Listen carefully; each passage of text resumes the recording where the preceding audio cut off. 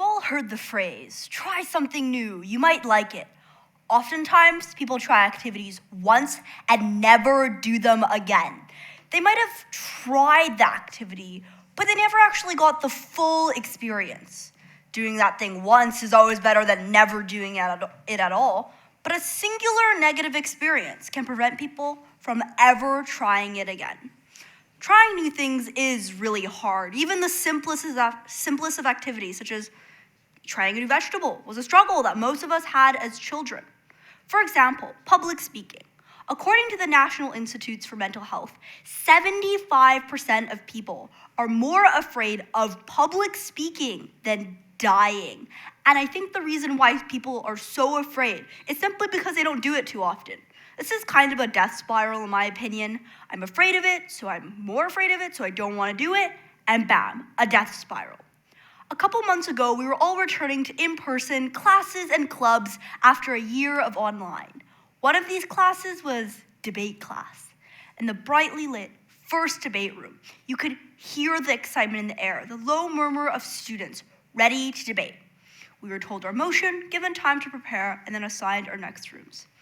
There were big couches, soft lighting, and plants everywhere. The place felt comfy. Now, I had dragged one of my friends, Jamie, into this club as well, as I wanted to spread the joy of debate. Now, Jamie was a very quiet, calm, and meek person, but Jamie also realized that being too quiet and won't participate in class would tank his English participation mark, and therefore he joined the club to try to fix that. Now, I had participated in this club online as well, but doing it in person was way more thrilling. Debating to a live audience was way more exciting to me than debating to a bunch of heads on Zoom. There were no camera off or mute buttons. It's a fuller experience. Anyway, we had just entered the second debate room, and much to Jamie's dismay, it was not as bright or as cozy as the first one. The harsh fluorescent lights and linearly placed tables and black chairs were reminiscent of a prison. While in the first room, as we figured out what we were doing, the second room is where we actually did it. This was where the debate happened, and it was time to begin. Since Jamie hadn't debated in the past, I went up first to speak. He looked nervous, but I didn't think much of it at the time. Everyone gets nervous, right? He'll kill it. So I walked up to the podium and gave my speech. It was the most amazing feeling. Every logical link I made was strong, and everything was perfect. I had set Jamie up perfectly. Jamie walked up to the podium, paper in hand, but I realized that something was wrong. Jamie began to shake, and his face was growing redder by the second, and all of a sudden, he started bawling and mumbling, "I'm not comfortable. I don't want to do it." He had to be escorted out of the room by a fellow student. Here's the thing. I couldn't follow Jamie out of the room because if I had left, the entire debate would be put on pause. And it was essentially protocol that I stayed behind and gave my speech. I felt terrible, but all I could do was sit there and watch as Jamie left the room. This brought me back to my first debate experience. At 11 years old, I went to a debate camp near my home in Calgary. It was a debate camp with over 400 people, most of whom seemed to know how to debate. However, I barely knew what debate even was. The vocabulary they used was so complex and confusing, and honestly, the debate format is the strangest thing. And I remember this moment where I was walking up to the podium and the judge shot me a condescending look. And standing on the podium, it was like I had some sort of superpower. I could hear the whispers on the far side of the room. I could notice every detail on the legible notes I had written. And of course, my inability to speak was more prevalent than ever. All this pressure was way too much for me, and I broke down in tears and ran out of the room. I told the camp organizer that I couldn't do it anymore, and I quit the tournament partway through. Unfortunately for me, my parents were under the impression that debate was an excellent resume boost, and therefore bribed me with food to join the club at school. And upon doing debate a second time, I didn't hear the whispers, nor did I notice my legible handwriting, and it wasn't as overwhelming, albeit it was still stressful. I needed the second time to truly realize what debate was about, that it was no longer an activity that I had dreaded.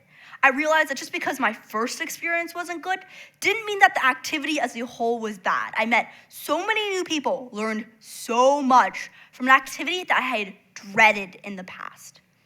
Anyway, back to Jamie. Here's the thing. Jamie couldn't quit debate. Once you signed up, you were stuck there for 6 months, just like any other class.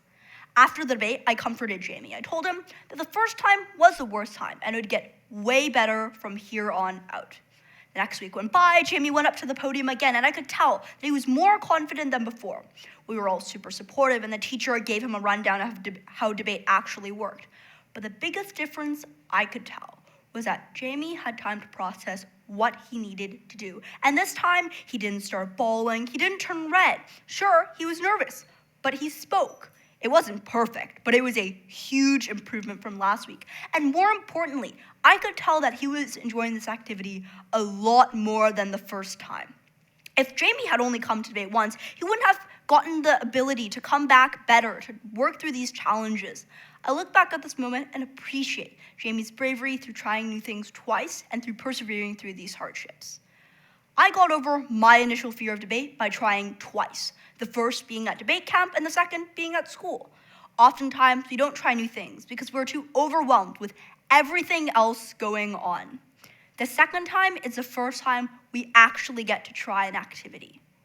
If Jamie had only come to debate once, he wouldn't have gotten the opportunity to work through the challenges, to truly process and experience debate. But not only does this apply to debate, this applies to any activity that people find new and scary.